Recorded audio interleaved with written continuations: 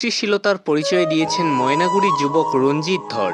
তার তৈরি ব্যাটারি ও ডায়নামা চালিত ডিজিটাল সাইকেল বর্তমানে এলাকা জুড়ে আলোচনার কেন্দ্রবিন্দু।